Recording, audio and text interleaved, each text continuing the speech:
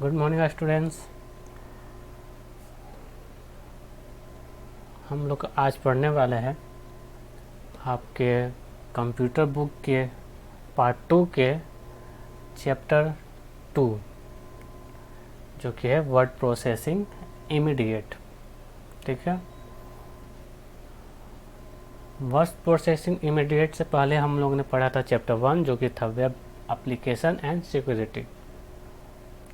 तो word processing किसको बोला जाता है? वो सॉफ्टवेयर जिस पर हम डॉक्यूमेंटेशन करते हैं, यानी डॉक्यूमेंट बनाते हैं टाइपिंग के द्वारा, या फिर कोई इमेज डालकर, डिजाइनिंग कर कर, उसके फ़ॉन्ट को चेंज कर कर। ठीक है, तो ये सारे काम आपके होते हैं वर्ड प्रोसेसिंग में, यानी वर्ड पर प्रोसेस करने को वर्ड प्रोसेसिंग बोला जाता है। तो आज हम लोग पढ़ने वाले हैं वर्ड प्रोसेसिंग के बारे में ही, और इसमें पढ़ेंगे माइक्रोसॉफ्ट के वर्ड प्रोसेसिंग सॉफ्टवेयर जिसको बोला जाता है MS वर्ड। इसके बारे में हम लोग पढ़ने वाले हैं। तो MS वर्ड के बारे में आप लोग बहुत समय पहले से पढ़ते आ रहे हो, और 9th में मैंने word processing software Microsoft word के बारे में बताया भी था। बहुत सारी चीज़ें मैंने बताई थी, इसको एक बार फिर से हम रिवाइज कर लेंगे। इसके अलावा एक और बात मैं बताना चाहूँगा कि बहुत सारे बच्चों के पास BR इंटरनेशनल की बुक है, जिसमें वर्ड प्रोसेसिंग का चैप्टर है। उसमें भी है अपडेटेड आपका वर्जन बुक है, जिसमें आपका माइक्रोसॉफ्ट का जो सॉफ्टवेयर है MS वर्ड, उसके बारे में ना देकर ओपन ऑफिस, लिब्रे ऑफिस, एक ओपन ऑफिस सॉफ्टवेयर है लिब्रे ऑफिस का, उसमें आपका वर्ड प्रोसेसिंग सॉफ्टवेयर होता है राइटर। उस सॉफ्टवेयर के बारे में दी गई है, उस सॉफ्टवेयर पर कैसे काम करते हैं उसके बारे में दी गई है। तो लिब्रे ऑफिस के राइटर के बारे में मैंने 6 वीडियो बनाई है। क्लास 9th में भी आपको वो लिब्रे ऑफिस के बारे में पढ़ाया गया है। तो क्लास 9 के चैप्टर 3 में मैंने लिब्रे ऑफिस के राइटर के बारे में एक एक डिटेल्स में सारी चीज़ें बताई गई हैं। तो आप वो 6 वीडियो को भी देख सकते हैं, जो कि अगर आपके लिब्रे ऑफिस के बारे में जानना चाहते हैं कि लिब्रे ऑफिस के राइटर में कैसे वर्ड प्रोसेसिंग सॉफ्टवेयर पर काम करना है, तो वो 6 वीडियो आप देख सकते हैं।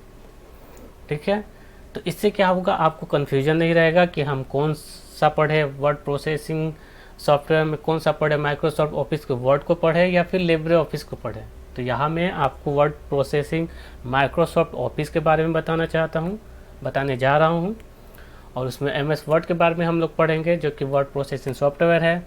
और अगर आपको लिब्रे ऑफिस के राइटर के बारे में जानना है, तो आप क्लास 9 के चैप्टर 3 के 6 वीडियो को देख लेंगे, तो आपकी सारी प्रॉब्लम दूर हो जाएगी। मैं रिकमेंड करूंगा कि आप दोनों चीज़ों को देखें, क्योंकि फाइनल एग्जाम में दोनों चीज़ों को मिक्स करके दिया जाएगा। तो let's start word processing software. इसमें आपके 11 सेक्शन है, 11 यानी 11 टॉपिक है। फर्स्ट टॉपिक है modifying layout of paragraph, managing header, managing footer, managing style, document template, working with page and session break, applying character format, inserting graphical object and illustration, test wrapping, inserting object, inserting shape, symbol and special character. ये 11 topic के बारे में आपको इस chapter में पढ़ना है। ये 11वां चैप्टर मुझे पूरा यकीन है कि आप इसके बारे में पहले भी जानते हैं कि हेडर फुटर क्या होता है, स्टाइल कैसे मैनेज करते हैं, टेम्पलेट क्या होता है, वर्ड रैपिंग क्या होता है, शेप और सिंबल और स्पेशल कैरेक्टर को कैसे इंसर्ट किया जाता है। फिर भी हम इसमें एक बार और बात करेंगे, ताकि आपको सारी कॉन्सेप्ट जो है वो क्लियर है। तो let's start with session 1, modifying layout of paragraph.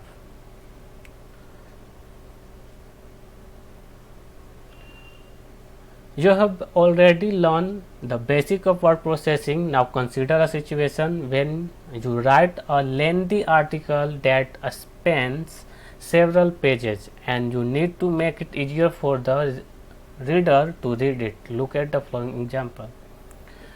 तो वर्ड प्रोसेसिंग के बेसिक के बारे में क्लास 9 में मैंने ऑलरेडी बताया। क्लास 9 में आपको वर्ड प्रोसेसिंग के बारे में बताया गया है, और इसमें एक सिचुएशन दिया जा रहा है कि बहुत सारे पेजेज है, तो अगर उसमें कुछ ग्राफिक्स ना हो, पिक्चर ना हो, सिंपल सा लिखा हुआ हो, तो वो बोरिंग हो जाता है और आप ज़्यादा देर तक बुक को पढ़ नहीं पाते हैं। इसलिए यहाँ पर आपको एक एग्जांपल दिया गया है और उसमें बताया गया है कि इसको डिजाइन करिए ताकि अट्रैक्टिव दिखे और जो रीडर है वो उसको पढ़ पाए। Is the content presented above easy to read? Now look at the formatted sample below. तो आप पहले ऊपर वाले के सैंपल को देखिए और नीचे वाले सैंपल को देखिए, ठीक है। तो आपको क्या डिफरेंस मिलेगा इसमें? डिफरेंस देखिए, इसमें सारी चीज़ें एक ही में लिखी गई है, कोई पैराग्राफ नहीं दिया गया है और इसमें पैराग्राफ दिया गया है। तो पैराग्राफ देने से क्या होती है, एक खास स्पेसिफिक लाइंस के बाद स्पेसिफिक मतलब कुछ सेंटेंसेस के बाद आप क्या करते हैं, उसको चेंज कर देते हैं और फिर से नया पैराग्राफ कर लिखते हैं। इससे क्या होता है, आपको पढ़ने में भी इंटरेस्ट रहता है और चीज़ें जो पढ़ रहे हैं वो आसानी से आपको समझ में आती है। इसलिए आपको रिकमेंड किया जाता है, अगर आप कोई भी चीज़ें राइट कर रहे हैं तो वो छोटे छोटे पैराग्राफ में कंटेंट को लिखिए। Using paragraph you can break continuous text to one or more sentences. तो पैराग्राफ का मतलब ही होता है कि आप जब कंटिन्यूअस सेंटेंसेस लिख रहे हैं उसको छोटे छोटे पैराग्राफ में चेंज करके लिखें। This way it is lot easier for reader to understand and enjoy the content। इस प्रकार से जो रीडर है उसको चीज़ें जो कंटेंट है वो आसानी से समझ में आएगी और वो पढ़ने में भी रुचि रहेगा उसको। In this exercise you will learn to work with paragraph and layout. इसमें हम पैराग्राफ और लेआउट के बारे में जानेंगे। फर्स्ट सेशन में आपको पैराग्राफ के बारे में पढ़ना है। Have you try to make a professional looking resume? क्या आपने कभी एक रिज्यूमे बनाने की कोशिश की है, वो भी प्रोफेशनल? तो ये ज़्यादातर आपको यूज किया जाता है ऑफिस। रिज्यूमे का मतलब क्या मैं समझा दे रहा हूँ। जब आप कोई जॉब के लिए जाते हैं तो वो एक बायोडाटा के टाइप का होता है जिसमें आपकी सारे डिटेल्स रहते हैं, मतलब आपका नेम क्या है, फादर्स नेम क्या है, आपकी क्वालिफिकेशन क्या है, आपकी एबिलिटी क्या है, एक्सपीरियंस से क्या है, कौन कौन से काम कर सकते हैं, ये सारी चीज़ें आपकी एक रिज्यूमे में होती है। One important part of the working with the resume involving alignment. आप रिज्यूमे देखेंगे तो उसमें क्या होता है, अलाइनमेंट जो होती है वो मतलब ऐसी डिफाइन की जाती है कि आप चीज़ों को आसानी से समझ सकते हैं। For the sake of both professional appearance and accessibility. इसमें जो कंटेंट डाला रहता है वो प्रोफेशनल तरीके से अपीयर किया जाता है ताकि चीज़ों को आसानी से आप समझ सकें। It is conventional for similar part of the resume to all line up along the same vertical axis. जो भी आपका जो अलाइनमेंट होता है वो एक ही वर्टिक्स में होता है। देखिए, एक ही वर्टिक्स का मतलब लाइन बाय लाइन होता है, सिक्वेंस में होता है। So that all the bullet point are aligned. उसमें आप बुलेट पॉइंट का भी यूज कर सकते हैं। जैसे आप क्वेश्चन पेपर में नंबर से होते हैं 1 2 3 4 5 आपका नंबर्स होते हैं, उसी तरह आप कोई भी चीज़ों को दर्शाने के लिए बुलेट पॉइंट का भी यूज करते हैं। And so are the header and session. इसके अलावा इसमें हेडर भी बनाया रहता है। हेडर पर आपका नेम बड़ा रहता है, ठीक है, या फिर रिज्यूमे आप लिखेंगे बड़ा सा रिज्यूमे। मैं रिज्यूमे कैसे होता है एक बार आपको दिखा दूंगा, ठीक है। उसके बाद आपका आता है you may come across situation where some bullet point don't line up। ऐसा भी हो सकता है कि बहुत सारे ऐसे रिज्यूमे आप देखेंगे जिसमें बुलेट का यूज नहीं किया रहता है। you may come or where there are many empty spaces that complicate editing और रिवाइजिंग। तो ऐसे में आपको क्या करना होता है, उसको एडिटिंग करना होता है, रिवाइज करना। रिवाइज मतलब उसमें डिजाइनिंग, ग्राफिक्स, बुलेट्स, नंबर, ये सब कर कर आप उसको एक अच्छा सा फॉर्मेट लुक देते हैं।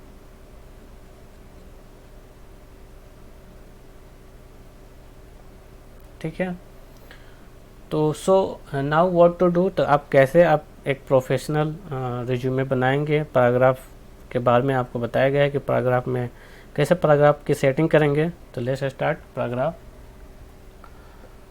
Open a new document in word processor, click on the page layout tab on the ribbon.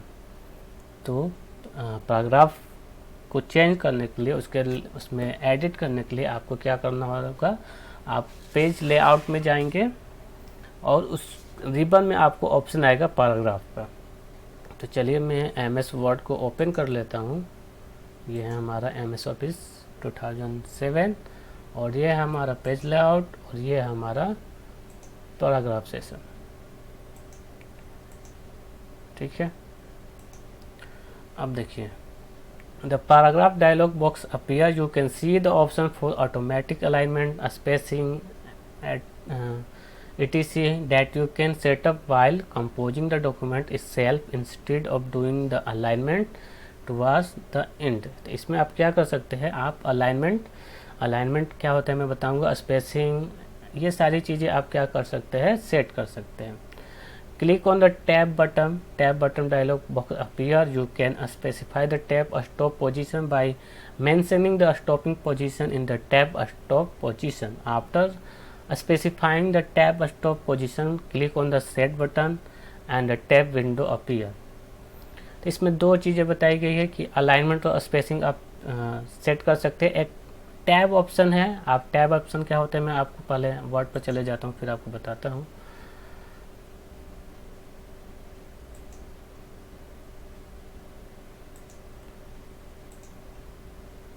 चलिए 1 मिनट।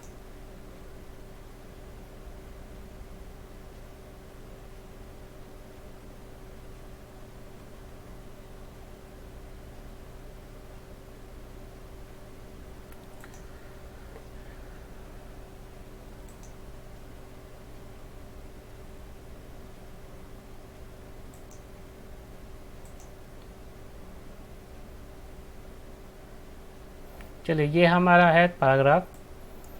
आप यहाँ से भी कर सकते हैं। देखिए इसमें दो चीज़ें आ रही है, एक इंडेंट और स्पेसिंग। तो इंडेंट क्या होता है और स्पेसिंग क्या होती है, जैसे कि मैं कुछ लिख देता हूँ। ये देखिए ये आपका पैराग्राफ में आ रहा है, 3 पैराग्राफ में आया है। अब इंडेंट क्या होता है, जो ये आप चीज़ें देख रहे हैं, अलाइनमेंट देख रहे हैं, ये आप जब कोई कॉपी पर आप लिखना स्टार्ट करते हैं या बुक भी देखेंगे तो आपकी लेफ्ट हैंड साइड में थोड़ी सी जगह छुटी होती है और ऊपर भी छुटी होती है, उसको बोला जाता है इंडेंट। ठीक है, तो यही आप दर्शाया गया है कि लेफ्ट साइड में आपको कितना स्पेस छोड़ना है और राइट साइड में कितना छोड़ना है। तो ये जो ऑप्शन आप अभी देख रहे हैं, जितना जगह छोटा है ऊपर, ये बाय डिफ़ॉल्ट है। आप इसको अपने अनुसार घटा या बढ़ा सकते हैं ये साइड को। तो कैसे करेंगे, देखिए लेफ्ट साइड में करेंगे तो आप देखेंगे ऊपर ये जो है आपका बढ़ता या घटता जाएगा। ठीक है, अगर लेफ्ट में करेंगे तो ये आपका रूलर इसको बोलते हैं। तो ये रूलर क्या हो रहा है, देखिए आपका घट रहा है। अब जो भी चीज़ें आप लिखना स्टार्ट करेंगे तो ये ठीक रूलर जहाँ से है वहीं से लिखना स्टार्ट होगा आपका पेज का। ठीक है, अगर मैं राइट साइड का करूँगा तो ये राइट साइड का इधर आएगा। देखिए ये आ रहा है ना। अब ये जहाँ तक रहेगा वहीं तक हो लाइनिंग लिखाएगी, उसके बाद जो चीज़ें हैं वो चेंज हो जाएगी। देख रहे हैं। और पहले मेरा जो मैंने लिख कर लाया था वो कहाँ से था, यहाँ से स्टार्ट था और यहाँ तक लिखा है, इसलिए क्योंकि उस समय इंडेंट जो था वो यहाँ से यहाँ तक बाय डिफ़ॉल्ट जो होता है वो था। अब स्पेसिंग क्या होती है, तो जो आप ये एक पैराग्राफ में जो 2 सेंटेंसेस के बीच में जो आप गैप देख रहे हैं उसको बोला जाता है स्पेसिंग। तो इसको हम अपने अनुसार बढ़ा या घटा सकते हैं। तो इसके लिए आप क्या करेंगे, जिस लाइन के बीच में आप गैप बढ़ाना चाहते हैं उसमें क्या करेंगे, सेलेक्ट कर लेंगे और बिफोर या आफ्टर करना चाहते हैं, यानी कि कितना बिफोर रहेगा कितना आफ्टर रहेगा। ये देखिए ये पैराग्राफ के लिए है, तो ये ऊपर के लिए यानी कि एक पैराग्राफ के ऊपर कितना आप जगह छोड़ना चाहते हैं। और आफ्टर करेंगे तो देखिए नीचे वाला पैराग्राफ जो है उसके बीच आपका स्पेस बढ़ेगा। ठीक है, तो स्पेसिंग आपका लाइन के बीच में नहीं, 2 पैराग्राफ के बीच में पैराग्राफ की बात हो रही है। तो ये लाइन स्पेसिंग नहीं है बल्कि ये पैराग्राफ स्पेसिंग है। लाइन स्पेसिंग में आपको होता है कि 2 सेंटेंस के बीच में जगह बढ़ाने के लिए वो लाइन स्पेसिंग होती है, ये पैराग्राफ स्पेसिंग है। ठीक है, तो पैराग्राफ स्पेसिंग आप इस प्रकार से बढ़ा सकते हैं। अब यहाँ पर जब आप क्लिक करेंगे इस पैराग्राफ ग्रुप के ठीक साइड में एक छोटा सा आपका रेक्टेंगुलर एरो टाइप का दिख रहा होगा, जब इस पर आप क्लिक करेंगे तो इस पर भी आपका ऑप्शन आएगा। तो तो जनरल देखिए, जनरल में आपका अलाइनमेंट किस साइड में छोड़ा होता है, तो लेफ़्ट साइड में छोड़ा होता है। आप इसको अपने अनुसार चेंज कर सकते हैं। सेंटर में करेंगे तो अलाइनमेंट आपकी सेंटर में हो जाएगी, ठीक है। जैसे मैं क्या करता हूँ, यहाँ पर कर देता हूँ और मैं फिर यहाँ पर क्लिक करता हूँ और करता हूँ सेंटराइज, करता हूँ ओके। देखिए मेरा कर्सर जो है वो बीच में आ गया और जो चीज़ें लिखाएगी अब बीच से लिखाएगी, समझ गए। अब इसके बाद देखिए और भी ऑप्शन है। आउटलाइन लेवल क्या है, यानी कि आपका जो लिखेंगे वो लेवल कैसा होना चाहिए, जो लिखा रहा है वो कैसा होना चाहिए, देख रहे हैं। उसके बाद है इंडेंटेशन, जो मैंने यहाँ पर बताया ये सेम चीज़ है। स्पेशल, इसमें बहुत ऑप्शन, दो ऑप्शन है, फर्स्ट लाइन और हैंगिंग, ये आप कर सकते हैं। स्पेसिंग मैंने यहाँ पर आपको बताया है, ये आप कर सकते हैं, यानी जो ये दोनों काम वहाँ पर करें यहाँ पर भी हो सकता है, ठीक है। अब यहाँ पर एक और बुक में बताया गया है टैब के बारे में। तो टैब क्या होता है मैं आपको बता रहा हूँ। जैसे कि मैं पहले ये सेटिंग को नॉर्मल कर लेता हूँ, सबको 0 कर देता हूँ। डिफ़ॉल्ट जो होता है वो 0 ही होता है, इसको भी 0 कर देता हूँ, ठीक है। और आ जाता हूँ यहाँ पर। अब देखिए आपके कीबोर्ड पर एक कैप्स लॉक के ऊपर एक बटन होता है जिसको बोलते हैं टैब। टैब आप दबाएंगे तो देखेंगे कि स्पेस से हमारा एक एक कैरेक्टर आपका कर्सर आगे जाता है, ठीक है। और जो टैब आप दबाते हैं तो वो कुछ स्पेस, मतलब थोड़ा ज़्यादा स्पेस लेकर कुछ डिफाइन रहता है। जैसे कि यहाँ पर हम करेंगे तो 0.5 आपका ज़्यादा बढ़ रहा है, फिर 0.5 आपका ज़्यादा बढ़ रहा है, फिर 0.5 आगे बढ़ रहा है, यानी कि ये एक कैरेक्टर ना लेकर 0.5 आपका जो है वो आगे बढ़ता जा रहा है कर्सर, तो ठीक है। तो इस प्रकार से हम क्या कर सकते हैं, पेज को डिजाइनिंग करने के लिए। अब अगर हमको स्पेस देना होगा किसी दो वर्ड के बीच में, तो इस प्रकार से हम स्पेसिंग का काम करते हैं। तो टैब से हम क्या करेंगे, टैब से 0.5 आपका कर्सर आगे बढ़ेगा, ठीक है। अगर आपको मान लीजिए आपको जब डिजाइनिंग करनी होती है तो आप ज़्यादा स्पेस का यूज नहीं करेंगे, वो आपको लेंदी होता है क्योंकि एक एक कैरेक्टर वो आगे बढ़ता है। अब यहाँ पर आप क्या कर सकते हैं, आप जाएंगे इस पर एरो पर क्लिक करेंगे, फिर टैब में जाएंगे, तो यहाँ पर आप पोजीशन बता सकते हैं। देखिए यहाँ पर डिफ़ॉल्ट टैब स्टॉप क्या है, यानी कि एक बार टैब दबाएंगे तो कितना आगे बढ़ेगा, 0.5, या आप इसको घटा या बढ़ा सकते हैं। मैं यहाँ पर कर देता हूँ 0.5 ना कर 101 कर देता हूँ और ओके कर देता हूँ, ठीक है। अब देखिए मेरा कर्सर कहाँ पर है, मेरा कर्सर यहाँ पर है। मैं एक बार मैं दबाऊंगा तो ये कर्सर ठीक 1 के नीचे आएगा, देखिए आ रहा है। फिर दबाऊंगा तो 2 के नीचे आएगा, फिर तीसरी बार दबाऊंगा 3 के नीचे आएगा। इस प्रकार आप टैब को सेट कर सकते हैं पैराग्राफ में जाकर टैब ऑप्शन से। अलाइनमेंट भी चेंज कर सकते हैं इसका, कि आप एक ही बार में सेंटर में रखना चाहते हैं, ठीक है, राइट में रखना चाहते हैं, डेसिमल बार, ये सारी चीज़ें आप कर सकते हैं इससे।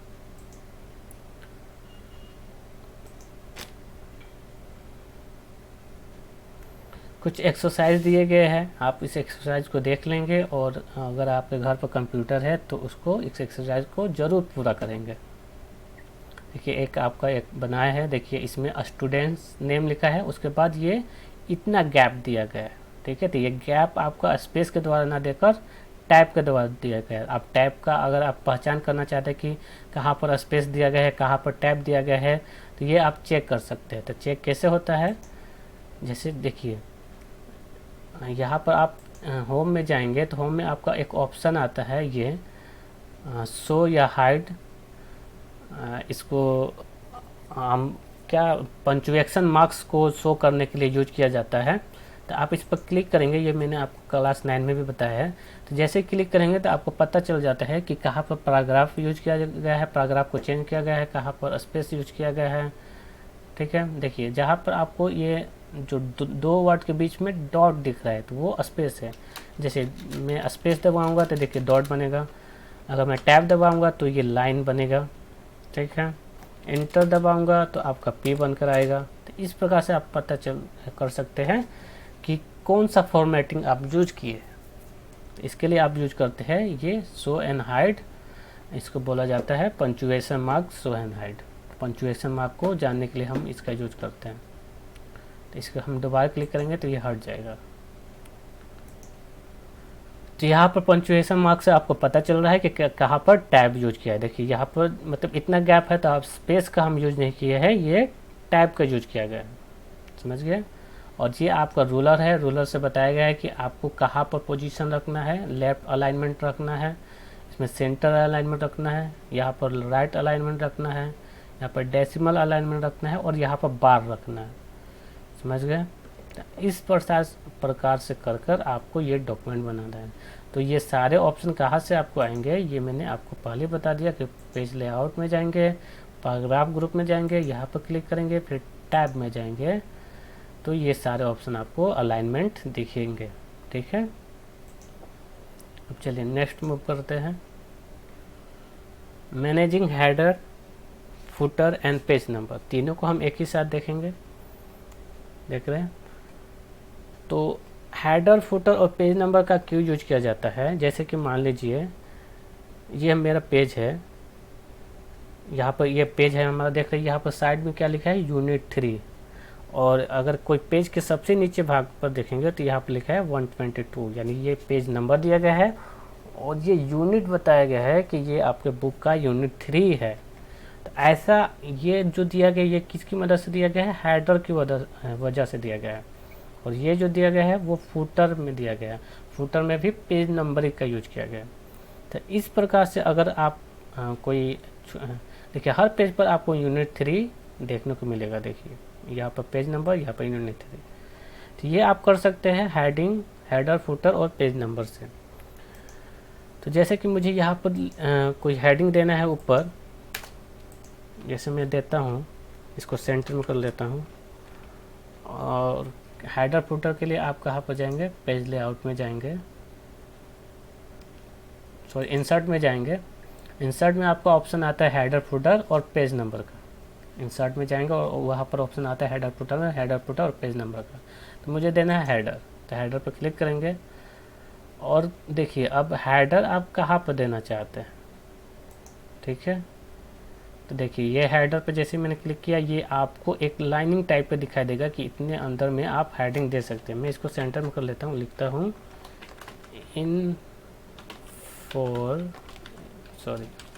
इंफॉर्मेशन टेक्नोलॉजी, ठीक है।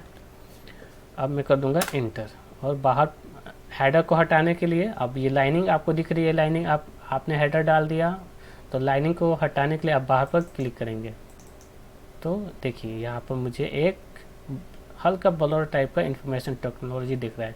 तो जितने भी पेज अब मेरे बनेंगे सब पर इंफॉर्मेशन टेक्नोलॉजी आपको दिखेंगे। आपको हर पेज पर इंफॉर्मेशन टेक्नोलॉजी लिखने की ज़रूरत नहीं है, वो हर जितना पेज का आपका डॉक्यूमेंट रहेगा वो सब पर इंफॉर्मेशन टेक्नोलॉजी यानी हेडर आपको दिखाई देगा। अब मैं क्या करता हूँ, इस पेज पर नंबर डालता हूँ। तो नंबर कहाँ रहता है, फुटर में, ऊपर वाले यानी हेड को बोला जाता है हेडिंग, हेडर, और नीचे वाले को फुट को बोला जाता है फुटर। तो फुटर पर मैं क्लिक करता हूँ। अब देखिए इसमें भी आपको ऑप्शन मिलेगा कि देखिए फुटर कहाँ पर डालना चाहता है, आप साइड में डालना चाहते हैं, बीच में ऐसा आपका आएगा यानी 3 टाइप का आएगा, 3 टेक्स्ट टाइप कर सकते हैं, ये एक लाइन आएगा टेक्स्ट, यहाँ पर कुछ लिख सकते हैं, पेज नंबर भी दे सकते हैं, या फिर यहाँ पर पेज नंबर आएगा। तो हमारे बुक में जो मैंने बुक में दिखाया है ये एनुअल यूज किया गया, इसको अल्फ़ाबेट ब्लैंक 3 कॉलम ब्लैंक बोला जाता है, इसको एनुअल बोला जाता है, तो हम एनुअल लेंगे। अब देखिए तो पेज नंबर 1 से देखिए मैंने बस पेज नंबर पर हेडिंग पर क्लिक किया था और पेज नंबर वाले पर क्लिक किया था। देखिए यहाँ पर पेज नंबर आ गया 1, दूसरे पेज पर 2 और 3। तो मैंने कुछ किया नहीं, बस फुटर डाला, वहाँ पर ऑप्शन यहाँ आ गया। अगर आपको क्लोज करना है तो बाहर पर क्लिक करेंगे या फिर यहाँ से भी क्लोज कर सकते हैं, क्लोज हेडर एंड फुटर।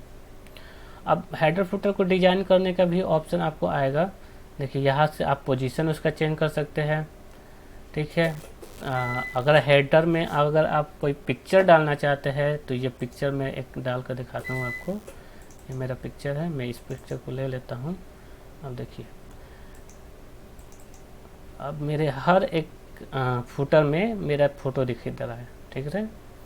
तो इस तरह से आप क्या कर सकते हैं, नंबर के साथ साथ अपने पिक्चर, या फिर आप क्या कर सकते हैं, वर्ड आर्ट, शेप, चार्ट, ये सारी डिजाइनिंग कर सकते हैं। वर्ड आर्ट का डिजाइन भी आप डाल सकते हैं, इस प्रकार का वर्ड की डिजाइनिंग कर कर भी आप डाल सकते हैं, ठीक है। क्लिप आर्ट भी डाल सकते हैं, ठीक है। आपका शेप्स प्री डिफाइन आपके शेप्स रहते हैं, वो भी डाल सकते हैं, ये सारे डाल सकते हैं। स्माइली डालना हो, रेक्टेंगुलर डालना हो, यहाँ से आप क्लिप आर्ट में पिक्चर को शेप पिक्चर रहते हैं वो आप लाकर डाल सकते हैं, ठीक है। ये सारी डिजाइनिंग आप हेडर फुटर में कर सकते हैं। तो ये रही फुटर के बाद। फुटर में अगर आप पेज नंबर नहीं देना चाहते हैं, तो आप कुछ लिखना चाहते हैं और पेज नंबर भी देना चाहते हैं तो यही यूज करना है। बस लिखना चाहते हैं तो ये यूज करेंगे। अगर हम कुछ गैप देकर कुछ 3 टाइप का लिखना चाहते हैं तो हम ये यूज करेंगे। एडिट करना होगा कुछ, जैसे कि मैंने फुटर दे दिया और उसमें एडिट करना है तो आप यहाँ पर एडिंग का यूज करेंगे, ठीक है। ये सारी चीज़ें हम कर सकते हैं। डेट और टाइम से हम हेडर फुटर में डेट और टाइम भी दे देंगे। जैसे मुझे जुलाई 18 है आज, तो हम करेंगे डेट और टाइम पर क्लिक और ओके दबाएंगे, तो देखिए हेडर फुटर में मेरा डेट और टाइम भी आ जाएगा, ठीक है। इस प्रकार से हम हेडर फुटर डालते हैं और पेज नंबर डालते हैं। पेज नंबर आप करेंगे तो पेज नंबर आपका कहीं पर देखेंगे तो ऊपर, पेज के ऊपर भी होता है, ठीक है। तो ये पेज के ऊपर के लिए बटन पर पेज नंबर रखना चाहते हैं तो उसके लिए पेज मार्जिंग आपकी कहाँ पर होगी, तो ये देखिए कहीं कहीं पर आपके बीच में भी दिया गया। इसके लिए करंट पोजीशन के लिए मतलब यहाँ पर साइड में रहेगा, पेज लिखा रहेगा और 1 लिखा रहेगा। फॉर्मेट पेज नंबर आप करना चाहते हैं तो यहाँ पर क्लिक कर सकते हैं। 1 2 3 देना चाहते हैं या ABCD पे 1 2 3 के जगह पर देना चाहते हैं तो ये भी आप कर सकते हैं। अब यहाँ पर देखिए क्लिक है कंटिन्यूअस फ्रॉम प्रीवियस सेक्शन, यानी प्रीवियस सेक्शन मतलब अगर आप ऊपर जो चीज़ें हैं 1 है तो फिर उसके बाद कंटिन्यू रहेगा 2, फिर कंटिन्यू रहेगा 3, इस तरह कंटिन्यूअस फ्रॉम प्रीवियस सेक्शन रहेगा। अब स्टार्ट फ्रॉम इतना करेंगे तो 1 आ रहा है, हम चाहते हैं 1 से हमारा स्टार्ट ना हो, 10 से स्टार्ट हो तो ओके करेंगे। तो आप देखेंगे जो मेरा पेज स्टार्ट हो रहा है वो 10 11 12 13 यहाँ से स्टार्ट हो रहा है, तो मुझे नहीं चाहिए। मैं करूँगा कंटिन्यूअस जो भी है, स्टार्ट फ्रॉम 1 कर देंगे, ठीक है, ओके कर देंगे। तो इस प्रकार से पेज आप यूज करते हैं इंसर्ट में जाकर हेडर और फुटर और पेज नंबर का। हेडर और फुटर आप हेडिंग देने के लिए, पेज नंबर देने के लिए, या छोटी सी साइड में आप बहुत चीज़ें लिखी रहती है, जैसे कि वहाँ पे यूनिट 3 बुक में लिखा है, यहाँ पर राइटर नेम भी लिखा रहता है। कभी कभी पर चैप्टर भी छोटे छोटे में लिखे रहते हैं हर पेज पर कि ये तीसरा चैप्टर है, जैसे तीसरा चैप्टर वर्ड प्रोसेसिंग है तो ऊपर छोटी सी साइड में वर्ड प्रोसेसिंग लिखा हुआ आपको दिखता है। नीचे आपको राइटर का नेम भी लिखा रहता है या बुक नेम जो है वो भी लिखा रहता है। ये सारी चीज़ें आप इस प्रकार से कर सकते हैं।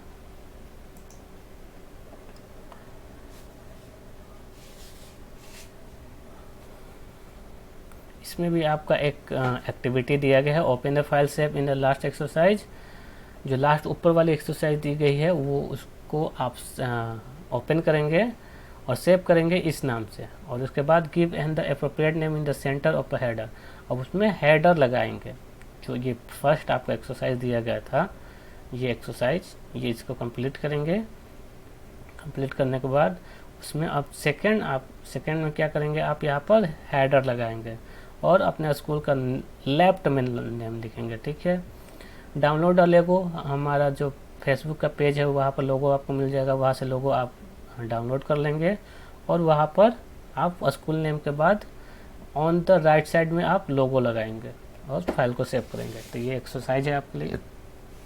इसके बाद क्वेश्चंस भी है, तो क्वेश्चंस आपको आपके फेयर कॉपी में करने हैं। हर एक जितनी भी सेक्शन है उसमें क्वेश्चन भी दिए गए, तो वो सारे क्वेश्चन आपको फेयर कॉपी में करने हैं। सेक्शन 3 में मैनेजिंग फुटर दिया है, तो मैंने फुटर के बारे में भी आपको बता दिया ऑलरेडी, और ये उसका आपका क्वेश्चन है, एक्टिविटी है। एक्टिविटी आपको खुद से परफॉर्म करके देखना है और ये असाइनमेंट आपको करना है। अब आते हैं, हम बात करते हैं सेशन 4 मैनेजिंग स्टाइल्स।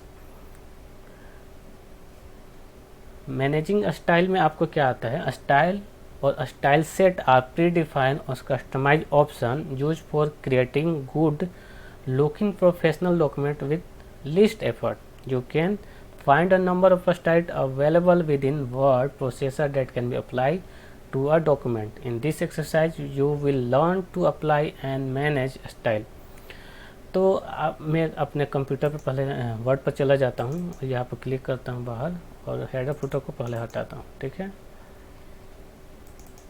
मुझे हेडर फुटर नहीं चाहिए तो मैं क्या करूँगा, इंसर्ट हेडर, रिमूव हेडर। अगर हेडर आपको हटाना होगा तो रिमूव हेडर, और फिर फुटर हटाने तो फुटर, रिमूव फुटर। मेरा हेडर फुटर हट गया। अब देखिए इसमें क्या बोला गया था, आप होम पर क्लिक करेंगे। होम, आपको ये सारी चीज़ें पता होनी चाहिए कि कौन सी चीज़ें आपके वर्ड में क्या बोला जाता है। मैंने ये पहली बार भी बताया है। ऊपर वाले को आपको बोला जाता है टाइटल बार, इसको बोला जाता है मेन्यू बार, इस पूरे सेशन को बोला जाता है रिबन, ये रूलर, ये आपका स्क्रॉल बार, ये आपका जूम एरिया, इसको बोला जाता है स्टेटस बार, ये right hand left hand side का रूलर है, इसको बोला जाता है कंट्रोल बटन्स। टाइटल बार में आपका नेम शो होता है। अगर नेम नहीं शो, फाइल को नेम के साथ सेव नहीं किए रहेंगे तो आपको डॉक्यूमेंट 1 दिखाई देगा। इसके बाद जितना भी डॉक्यूमेंट आप ओपन करते जाएंगे, इसके बाद बिना नेम को सेव किए तो वो डॉक्यूमेंट 2, 3, 4, 5 के नाम से ओपन होता रहेगा। बगल में आप जो सॉफ्टवेयर ओपन किए रहेंगे उसमें आपका उस सॉफ्टवेयर का नेम लिखता है। ठीक है, ये सारी चीज़ें आपको बेसिक चीज़ें आपको याद होनी चाहिए। तो होम टैब पर आप क्लिक कर लेंगे। यहाँ पर आपका ऑप्शन आता है स्टाइल्स। स्टाइल्स क्या है, जैसे कि लिखा है प्री डिफाइंड आपका फ़ॉन्ट है, जो कि पहले से डिफाइन किया फ़ॉन्ट है। तो इसको क्या करना है, अप्लाई करने के लिए आप पहले जिस सेंटेंस पर, वर्ड पर, पैराग्राफ पर आपको अप्लाई करना है वो आप सेलेक्ट कर लेंगे। स्टाइल में चले जाएंगे, यहाँ पर ड्रॉप डाउन मेन्यू पर क्लिक करेंगे तो और बहुत सारे आपको फॉर्मेट दिखाई देंगे। तो ये पहले से प्री डिफाइंड आपका फ़ॉन्ट है, इसको आप चूज कर सकते हैं जिससे आपका डॉक्यूमेंट अट्रैक्टिव बन सकता है। ठीक है, अप्लाई आप कर सकते हैं। यहाँ से अप्लाई स्टाइल करेंगे तो बहुत सारा आपको आएगा, no spacing, no header, no title, आप ये सब भी स्टाइल चूज कर सकते हैं। और भी है कि save selection a new click style, तो यहाँ पर न्यू क्लिक स्टाइल आपका ये है, ये आप मॉडिफाई भी इसमें कर सकते हैं, अपने अनुसार बना भी सकते हैं। चेंज स्टाइल, यहाँ से आप कलर भी कर सकते हैं, कलर भी ले सकते हैं। ठीक है, यानी कि जो आपके फ़ॉन्ट स्टाइल है उसको चेंज करने के लिए आप फ़ॉन्ट को, यहाँ से और भी सारे ऑप्शन आएंगे, आप ये भी कर सकते हैं।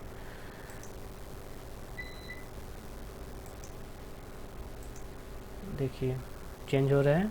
आप यहाँ से प्री डिफाइंड आपका फ़ॉन्ट है जिससे आप अपने लिखने के तरीक़ों को क्या कर सकते हैं, चेंज कर सकते हैं। तो ये हमने बात की 4 सेशन के बारे में। इस वीडियो में बाकी जो सेशन है उसके बारे में हम लोग बात करेंगे नेक्स्ट वीडियो में। तब तक के लिए बाय।